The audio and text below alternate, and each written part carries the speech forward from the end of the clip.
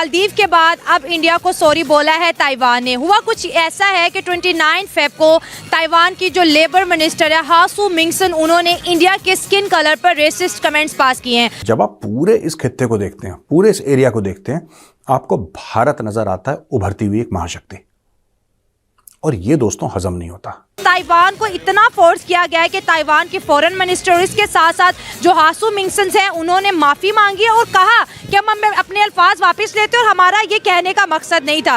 Indian prime minister वो कोलकाता में जाते हैं तो वहाँ पे 1500 करोड़ 1550 करोड़ डेवलपमेंट के लिए दे देते हैं। तमिलनाडु जाते हैं उधर दे देते हैं। कश्मीर में उन्होंने जम्मू में 32,000 करोड़ की जो है। हमारा इलेक्शन की जो प्रणाली है, हमारे इलेक्शन का प्रोसेस है, वो दुनिया फॉलो करना चाहती है। यूरोप की उतनी पॉपुलेशन नहीं है जितने हमारे यहाँ वोटर हैं। यूरोप की उतनी पॉपुलेशन नहीं है जितना आज हिंदुस्तानियों का पेट खराब होगा सवेरे, जुकाम होगा हिंदुस्तानियों को। पाकिस्तान में सियासी मकासद के लिए आइन और कानून को इस्तेमाल किया जाता है, उसकी कान नाक को खींचा जाता है। पाकिस्तान की बेईमानी, रिश्वत और लालच के आगे जो है घबरा कर घुटने टेक दिए। उन्होंने कहा जी हमें हमारा पैसा नहीं चाहिए, खुदारा हमारी जान बख्शे, हम पाकिस्तान से जिंदा भागना चाहते हैं। अरब भी पाकिस्तान से बहुत परेशान है। इनके पास एक बार गलती से चोरी का मांगे तांगे का एटम बम आ गया और ये बन गए आलम इस्लाम के लीडर। इनका फुल स्टॉप ही नहीं लग रहा। मैं कहता हूँ मोदी साहब भी बड़े खुशकिस्मत है कि उनको जो है उनकी आवाम जो है वो बड़ी खूबसूरत मिली और आवाम बड़ी खुशकिस्मत है उनको मोदी साहब मिला। दोनों ऐसे बाप बेटों वाला रिश्ता, जब किसी पर कोई मसला आता है वो इकट्ठे होकर खड़े हो जाते हैं।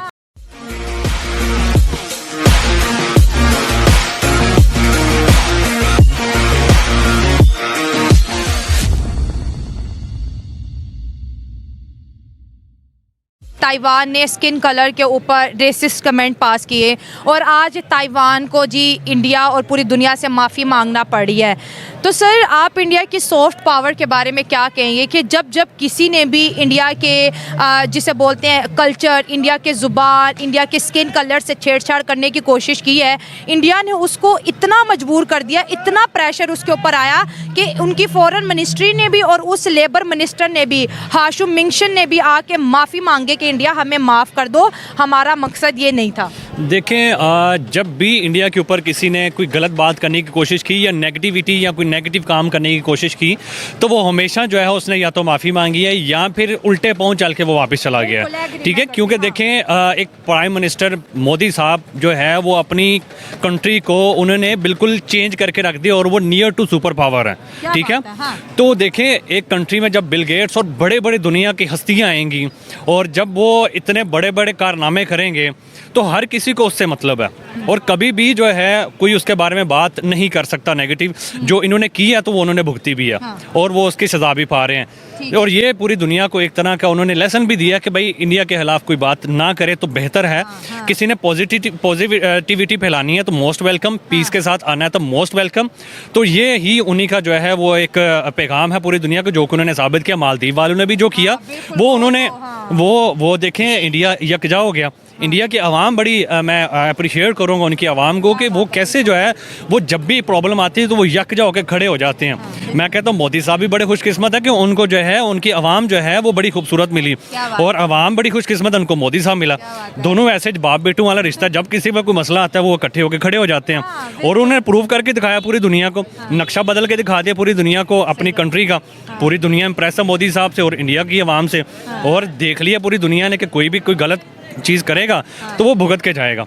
और इस चीज़ से यही साबित होता है कि भाई इंडिया इस टाइम जो है वो आने वाले वक्त में एक बहुत बड़ी जो है वो पावर बनने वाला है। वो वाली बात होगी ना बेटा, पंगा नोट चंगे वाली बात होगी। अच्छा, ये भी चीज़ है कि जहाँ पर इज़्ज़त और पैसे की बात आ जाए तो हमने इंडिया को हमेशा इज़्ज़त को चुनता देखा है।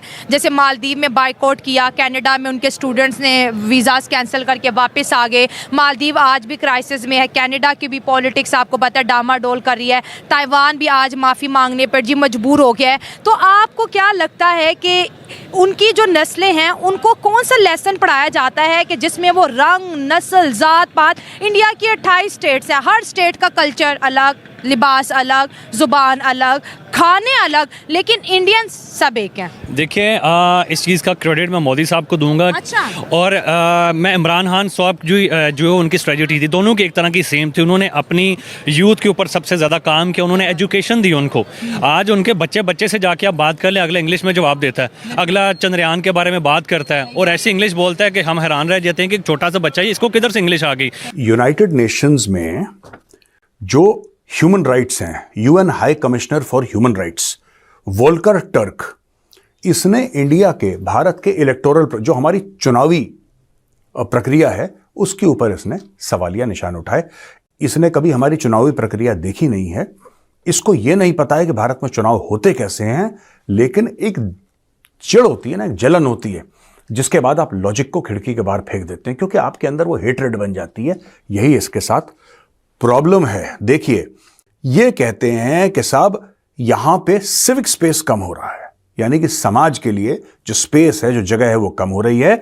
इसने बोला यहां पे हेट स्पीच हो रही है और डिस्क्रिमिनेशन अगेंस्ट माइनॉरिटीज हो रही हैं, पर्टिकुलरली मुसलमानों के खिलाफ। अच्छा, किस मंत्री ने मुसलमानों के खिलाफ कमेंट दिया, आप ये बात बताइए। मैं ये जानना चाहता हूं कि कोई मंत्री होगा, और अगर किसी ने अगर करा भी है, अगर रूलिंग पार्टी का करा भी है, तो ऐसे आप कई लोग देखेंगे उस बार उसको टिकट ही नहीं मिले। कई लोग ऐसे हैं जिन्होंने हेट स्पीच करी है किसी भी कम्युनिटी के खिलाफ, उसको इस बार टिकट ही नहीं दिया। तो ऐसी बात नहीं है, एक एलिमेंट ऑफ अकाउंटेबिलिटी है with in the system, right. हमारी डेमोक्रेसी में कमियां हैं, लेकिन यार ट्रंप तो खुलेआम बोलता है कि मैं मुसलमानों को नहीं आने दूंगा यूएस में, तब तो इस आदमी का मुंह नहीं खुला। ट्रंप तो खुल के बोलता है। ट्रंप पोलैंड बोलता है खुल के। पोलैंड क्या बोलता है?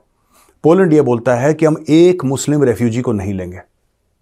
उनका फॉरेन मिनिस्टर बोलता है, टेलीविजन पे बोलता है कि हम एक बंदे को नहीं लेंगे पोलैंड के अंदर, एक मुस्लिम रेफ्यूजी को। फिर ये बोलता है कि साहब आप देखो, पोलैंड में एक टेरर इंसिडेंट नहीं हुआ। कहता हमने 2 मिलियन यूक्रेनियंस को लिया है, हम यूक्रेनियन को ले लेंगे, हम मुस्लिम्स को नहीं लेंगे। क्यों? क्या ये हेट स्पीच नहीं है? क्या इस्लामोफोबिया नहीं है? भारत में तो ऐसा नहीं हो रहा, क्योंकि पोलैंड वाला गोरा है, वेस्टर्न कंट्री है, वो कुछ भी कह सकता है। Trump president of the United states होकर कहता है मैं मुसलमानों को आने नहीं दूंगा यहां पर, राइट। ऋषि सुनक ने क्या बोला अभी? ऋषि सुनक ने बोला कि इंडोनेशिया, अफगानिस्तान, पाकिस्तान, 3 जगह से मौलवी मुल्ले मौलाना बैन, मैं आने नहीं दूंगा, नहीं आने दूंगा मैं। जब फिलिस्तीनी रो रहे हैं और बोल रहे हैं हमें पनाह दो, तो मुसलमान मुल्क बोल रहे हैं कि नहीं हम तुम्हें पनाह नहीं देंगे। वो हेट नहीं है। इस आदमी का तब मुंह नहीं खुला, इस आदमी का तब मुंह खुल रहा है कि जब इसको ऐसा लग रहा है कि साहब भारत ने ऐसा बड़ा हेट स्पीच कर दी है। और भारत के इलेक्शन में क्या हो रहा है? भारत के इलेक्शन में, हमारा इलेक्शन की जो प्रणाली है, हमारे इलेक्शन का प्रोसेस है, वो दुनिया फॉलो करना चाहती है। यूरोप की उतनी पॉपुलेशन नहीं है जितने हमारे यहां वोटर हैं।